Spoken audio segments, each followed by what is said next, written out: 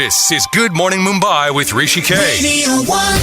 Hello, live on 94.3 Radio 1 on radio sets across Mumbai city, streaming absolutely live online, audio across the nation on www.onecast.in, that's numeral 1 cast.in, and only if you're not driving, statutory warning, if you're in the back seat of a chauffeur-driven car, you're in the back seat of a radio taxi, or you're at home or at the office without a radio set, then we're streaming live video on www.facebook.com/radio1.mum. That's radio1.mum. You know the TEDxGateway comes to town. It's the largest TED conference in Asia on the 4th of February at the NSCI Dome in Worli. And we're official radio partners. Dr. Anne Madden is here. This is only her second trip to India. Can you believe that? And I spent a large part of last evening seeing her do her TED Talk on video as well as her TEDxGateway Charlotte talk. Great to see you. How are you doing? I'm doing well. Thank you so much for having me. So, are you traveling with your microscope? Have you found any in your microscopic animals in your hotel room thus far, in the studio thus far? Just joking. I've been enjoying the microscopic life that helps make some of the wonderful foods here. So I've really been enjoying dosa and other foods that are brought to us thanks to those microorganisms. Well done. Now, Dr. Madden is a researcher, she's a scientist, and she works out of the North Carolina State University. Tell us a little bit about your research work and what it primarily involves. Sure. Well, as you mentioned, I'm a microbiologist, which means I get to study the microscopic life that lives all around us. So these are most of the creatures in the world, even though we don't think of them that often. They're bacteria and fungi, and they live in all of our homes, all in our bodies, and in the bodies of every other animal in the world. Most people tend to think of them as disease-causing microorganisms, but most of the microorganisms in the world don't cause disease. Instead, they do far different things, and they're the sources of a lot of our wonderful technology. So the work that I do is, first of all, exploring those spaces that are around us and what species exist. And then I want to know not just what those species are, but what they can help us with, what new technology they can make for us. One of your talks was a little scary, I must confess. You asked people to run their hands over their face and run their fingers through their own finger and imagine microorganisms or small little pests. So only you can describe it as eloquently as you do. So tell us what's at work in the here and now, wherever people might be listening to this broadcast. So wherever you are right now, you're not alone. You're covered with microscopic creatures. Some of those microscopic creatures are squirming across your face. Others are inside your guts. And this can feel incredibly gross and like we all want to run towards bleach and soap.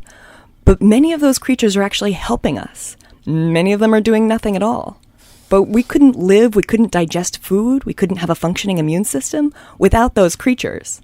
Despite that, it's not always exciting to know that they're replicating on top of you and making your body odor. Or also making love on the bridge of our nose. There might be some creatures that are on your nose right now that last night definitely had sex. Well put. And you've discovered, very peculiarly so, in the insides of a wasp, a very interesting bacteria or microorganism. Tell us about that. Yeah, so in my graduate work, I spent a lot of time investigating the microorganisms that live inside house pests, particularly the house pest that is known as the paper wasp. So these are the wasps that you see flying around. And people always ask, what good is a wasp? Why would I ever want a wasp? They sting, they're horrible. Well, we now have an answer to that because they carry with them these microorganisms, these yeast. And in our research in the lab, we found that one of these species is very good at making sour beer. And it can make a sour beer better than any known species on the planet. So this has allowed us to commercialize a microorganism that was inside of a house pest that's now used to make better beers in the U.S. I'd be damned. We're going to be back with Dr. Anne Madden. She's at TEDxGateway. Tickets are at TEDxGateway.com, www.TEDxGateway.com. So go register right away. There might not be many spots left. Gwen Stefani, holla back girl, back in a couple of minutes. TEDx Gateway is powered by Rustomji, dedicated to creating a life not lived in square feet. This is Good Morning Mumbai with Hrishi K. Radio 1. Streaming live across the nation on www.onecast.in. That's numeral 1cast.in, 94.3 on your radio sets. And only if you're not driving, we're streaming Facebook Live now on facebook.com/HRISHIKY. That's the Facebook page, HRISHIKY. We've also tagged the TEDx Gateway page. Anne Madden is here. She's a researcher scientist at the North Carolina State University, and some stellar work helping create novel brewing technology as well as discovering novel antibiotics. And these are microscopic creatures that she's working with. Okay, as far as medicinal use is concerned, I know it's going to be a few years. You know, you and your team have been at it for a while, but the fact that antibiotics have been around for a while, the jury is still out on whether all of them are great for us or not. Where do microorganisms and your work with them translate into medicines, and in particular antibiotics? Sure. So I would argue that antibiotics are one of the most amazing things we have, because without them, a simple infection that you get from a scratch can take you down. We've been really fortunate that we have a lot of antibiotics that work pretty decently at saving our lives these days, but due to resistance, fewer and fewer are working. The good news is that most of these antibiotics, these medicines that we use, they actually come from bacteria in the soil. So these microorganisms that you can actually smell in the earth if you turn up dirt and it smells that earthy smell, those are the same creatures that are making antibiotics. So working with other researchers, we've looked at finding more of those bacteria in the soil to see if they can produce new antibiotics. And those new antibiotics are really critical these days to be able to fight off some deadly infections. Tell me about this. It's called, am I pronouncing it right? Lacancia, or is it Lacancia LLC, the brewing yeast company, and your chief strategist there, and you've actually helped create novel brewing technology. Is there a brand of beer or something? Is it called Anne? That would be great. Sometimes we call it wasp beer. So Lacancia is the company that we have that commercializes our yeast technology. So we found these yeast and we showed that they can make great beer. And then we debuted this at the World Beer Festival. And everyone wanted more of these beers. And so we created a company that allows breweries to contact us, get the yeast, and then use it in their own beer recipes. And so now there are different breweries throughout the United States that are using these wasp-derived yeasts. You know, that's the real reason you got invited to this interview, right? Yeah. Absolutely. I figured it was because I was bringing the beer. Yeah, the six-pack should be home by now. Yeah. Also talk to me about food and beverage flavors and the fact that a lot of these organisms that you're working with, that you're studying, have a lot to do with breakdown of food into the various flavors that we assimilate as the human species. Yeah, so when I started my life as a microbiologist, I didn't realize that I would be discovering new flavors along with discovering new microorganisms. Many of our favorite flavors are made by the microorganisms in our food. And I don't think that we think about this often. So if you reach for a cup of coffee or you have a chocolate, you don't think, oh, thank goodness the microorganisms made these flavors. But in fact, that's where those flavors are coming from. And so right now, with advanced technologies, we can start to look at what species are making which flavor. And that allows us to then sculpt foods and beverages with better flavors. So where do you see the future as far as this is concerned? I mean, the future is so bright that we got to wear shades, but nonetheless, all this research work, what is it leading up to? Or do researchers really know? Sometimes, you just keep plugging away at it and it's like gravity, then one fine day there's a eureka moment. So what I love about science is that there's not one solution or one answer. As we look for microorganisms in wasps, at first we weren't looking for beer.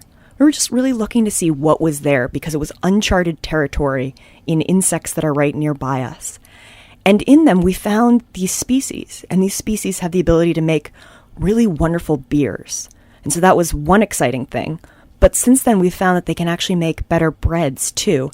And we're also investigating their ability to make a biodegradable plastic. Wow. So this all came from one species inside one wasp. So the microbial diversity that exists around us really has the potential to do everything in terms of transforming medicine, transforming crops and fertilizers, transforming how we digest food and what those flavors are. So you're saying that, we're sitting on potential technology which would actually reverse conventional thinking. Conventional thinking is that human beings have solutions to microorganisms. And you're saying microorganisms could have solutions to human beings' problems. Yeah? I completely agree. I think that we've seen microorganisms as the source of our problems in the past, but in the future, they'll be the source of our solutions. On that note, we're going to do some rock music. It's Simple Minds, the band from Scotland. Don't you forget about me. 9:28, I'm Hrishi K. TEDx Gateway is powered by Rustomji, dedicated to creating a life not lived in square feet. Nothing like a thudding bass line. Simple Minds, don't you forget about me as we go into the music season, so to say. Yeah, Sulafest is this weekend, followed by Supersonic and the Mahindra Blues next weekend. So John Mayall and the Blues Breakers. John Mayall is going to be in town. Incubus, the rock band, is going to be in town. And of course, a host of EDM DJs also. Simple Minds, one of my favorite rock bands, and always good to do some retro music in the morning. TEDx Gateway, it comes to town. It's on the 4th at the NSCI Dome. It's the largest TED conference in Asia. Anne Madden is speaking. Anne Madden, PhD, might I add. I just found out through her Twitter handle. She's a researcher scientist at the North Carolina State University, working with microorganisms and finding wonderful cures, antibiotics, as well as some novel brewing technology. Tickets are at TEDxGateway.com. That's TEDxGateway.com. Live online audio at www.onecast.in, numeral 1cast.in across the nation. And now streaming live video at Periscope and Twitter at HRISHIKAY. And of course, radio sets on 94.3 FM. More conversation. This is Good Morning Mumbai with Hrishi K. Radio 1. Okay, so the big day arrives on Sunday. How excited are you? I'm really excited. It's been such a treat to work with the TEDx Gateway group and the other speakers. I'm learning so much from all of them as well.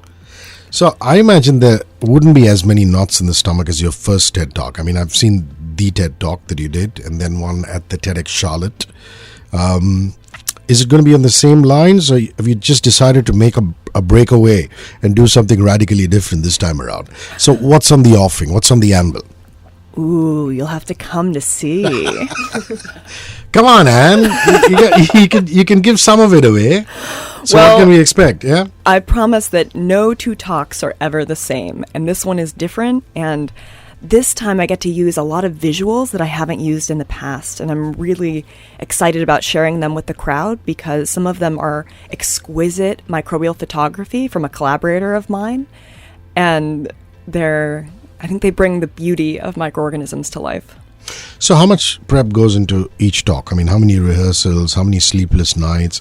Are you the kind who turns around and says, I've got to get my 9 hours or 10 hours and we'll just wing it in the morning as long as I've done my preparation. Yeah.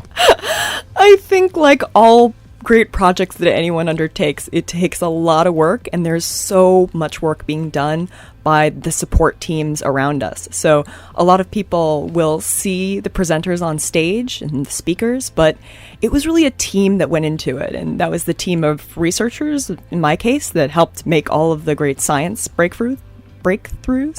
But there's also a team that goes into producing and preparing and making these TED events, and it's exceptional.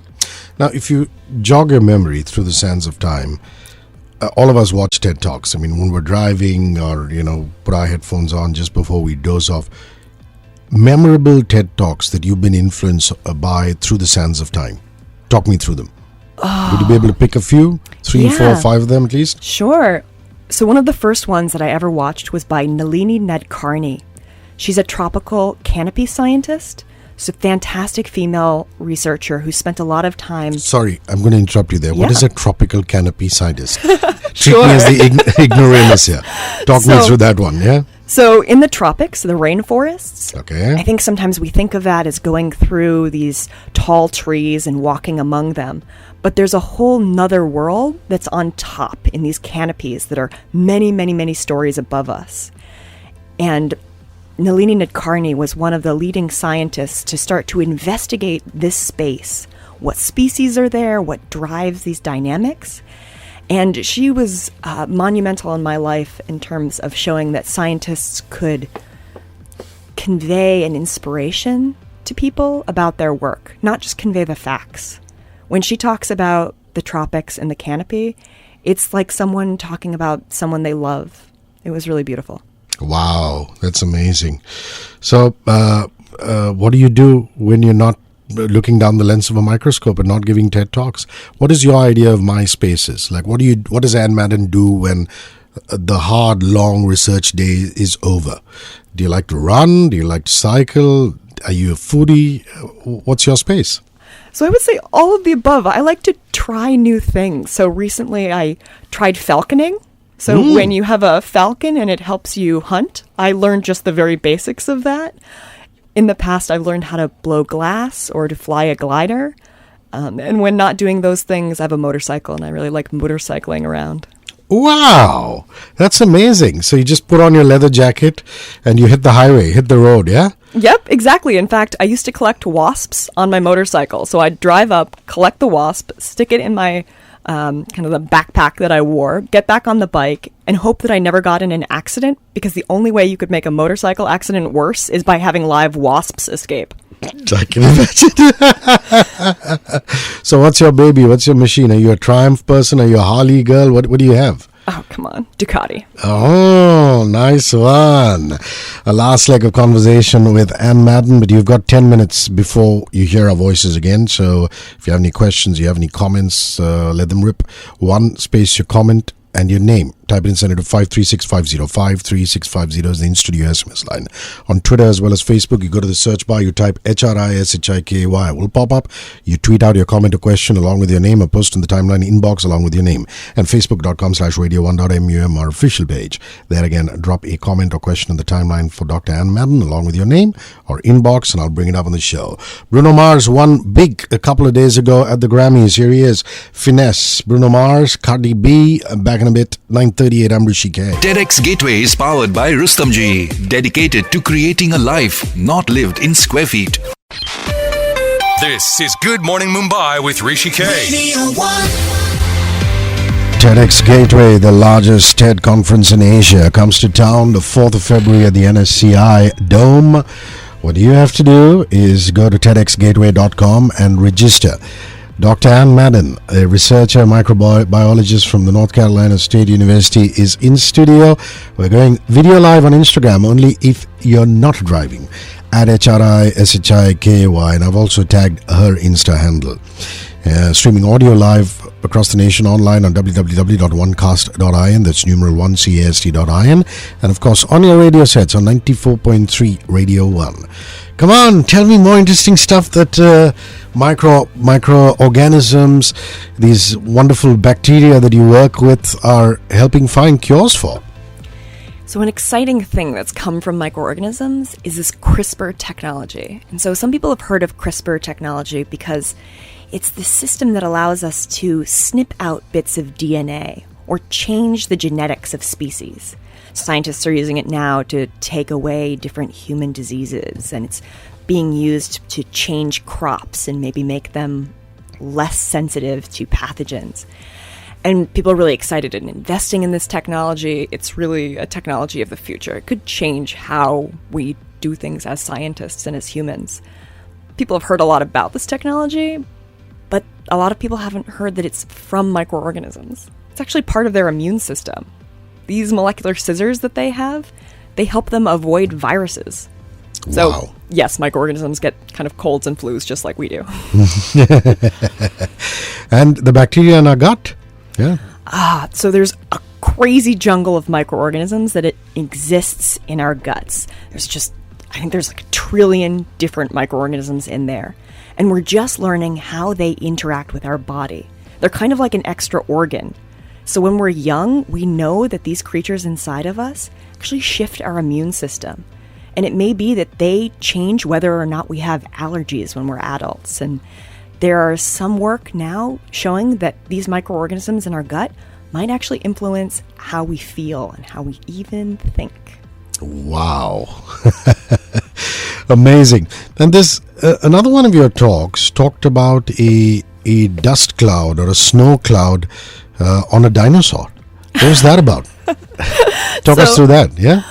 So when I was in graduate school, I had a unique opportunity to discover and name a new species, which is like a bucket list thing as a scientist. But when you go up to your parents and say, like, Mom, Dad, I just named a new species of fungus, my dad's response was, I hope you found a cure for it as well. And so that's a little bit heartbreaking. And so I grew this fungus, it's kind of like a fluffy white mildew. I grew it on a dinosaur because everyone thinks dinosaurs are cooler than fungus. And so I have a photo of this. It's a fluffy white dinosaur. And I think it's adorable. Of course it is. Anne Madden, see you on the 4th at the NSCI Dome. Thanks for rolling by, yeah? Thank you so much. It was lovely. Tis for Fears Shout. I'm Hrishi K. We're clocking in time at 9:55 live.